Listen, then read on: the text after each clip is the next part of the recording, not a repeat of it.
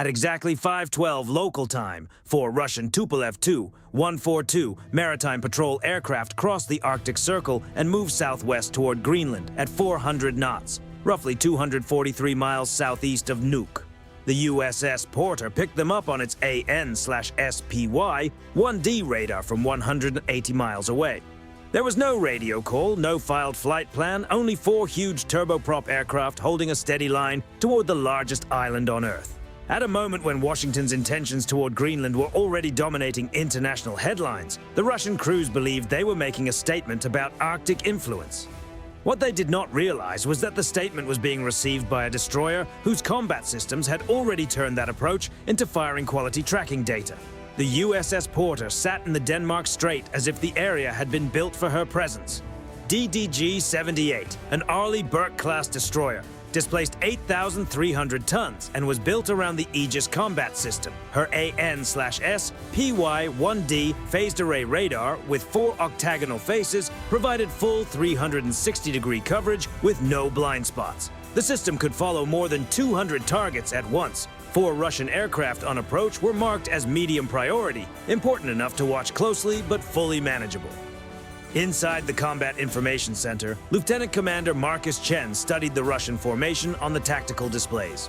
4 yellow symbols marked 042, range 180 miles, altitude 22,000 feet, speed 400 knots.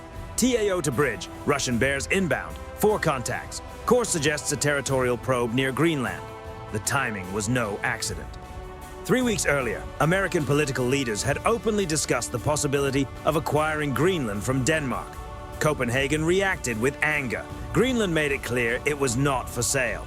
Russia's Northern Fleet saw the moment as the perfect opportunity to remind everyone that Moscow also had serious interests in the Arctic. The Tu-142 was not exactly new technology. It first flew in 1968 and used 4 Kuznetsov NK-12MP turboprop engines.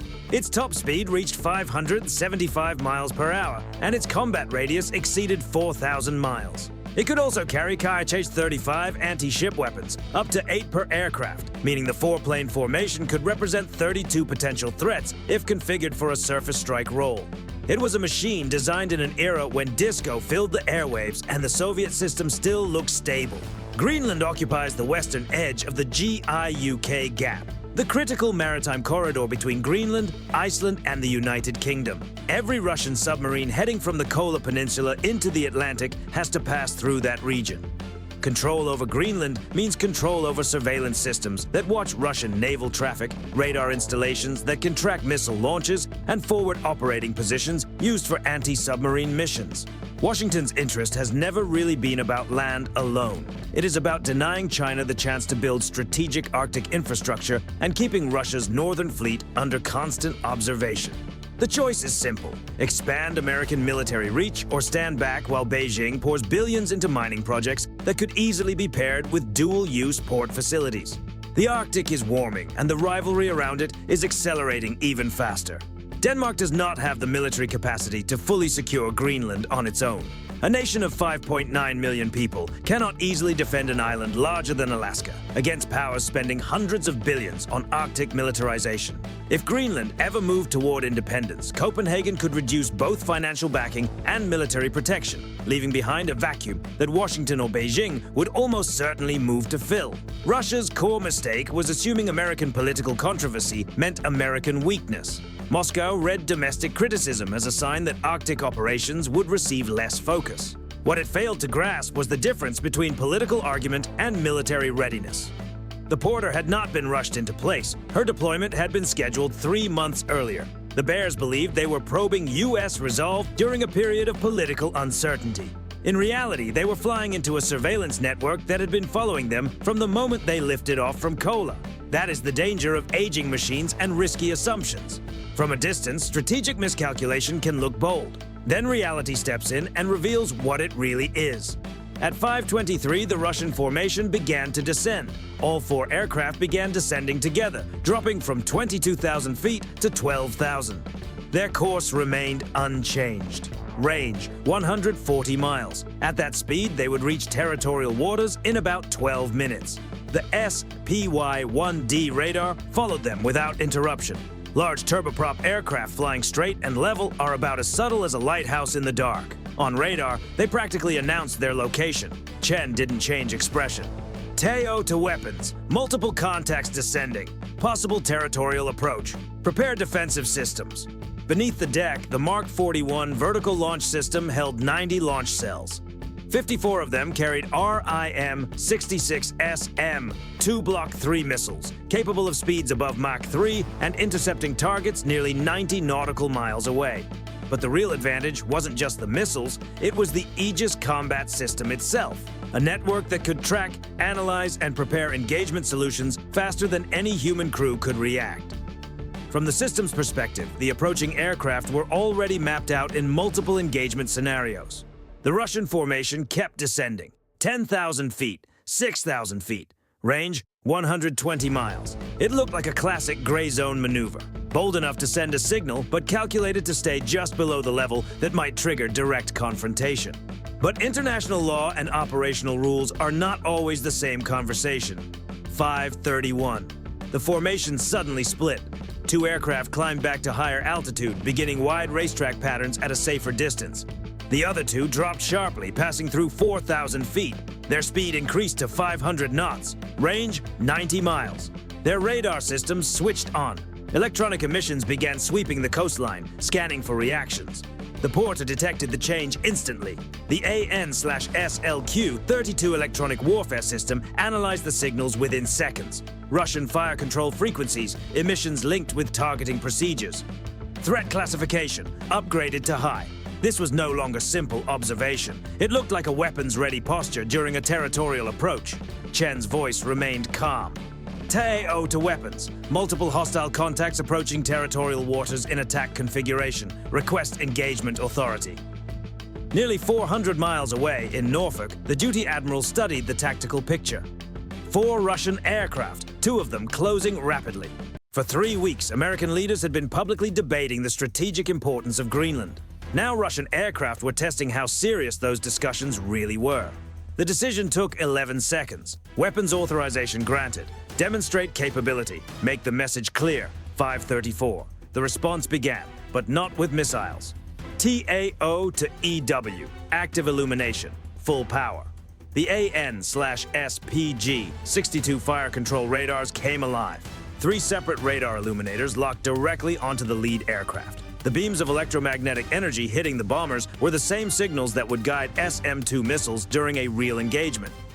Inside the Russian cockpits, radar warning receivers erupted. Not simple alerts. Full threat alarms, multiple fire control radars, weapon quality locks, terminal guidance signals. To a pilot, those tones usually mean one thing: a missile has already been launched. Except no missiles were in the air. This was a message written entirely in radar energy. We see you. You are locked. We can engage right now. The Russian pilot's warning panel lit up with threat indicators. His hands moved instinctively toward the chaff controls. His wingmen had already begun a hard right brake, standard defensive maneuver. But the warning tones didn't change. No incoming missile track, no Doppler shift, just steady illumination. A perfect targeting lock, the kind that usually appears only seconds before impact. Except the impact never came. They were being held in the sights of a system fully capable of destroying them. But the final step had not been taken. Not yet. The tension peaked. Teo to EW, active jamming. Let them feel what degraded systems look like. The AN/SLQ 32 electronic warfare suite switched to offensive mode. Focused electromagnetic energy surged into the Russian aircraft's radar frequencies. Their BCOT search radars filled with static. Ghost targets multiplied. Lock tones warped and wavered. Navigation instruments flickered with phantom positions.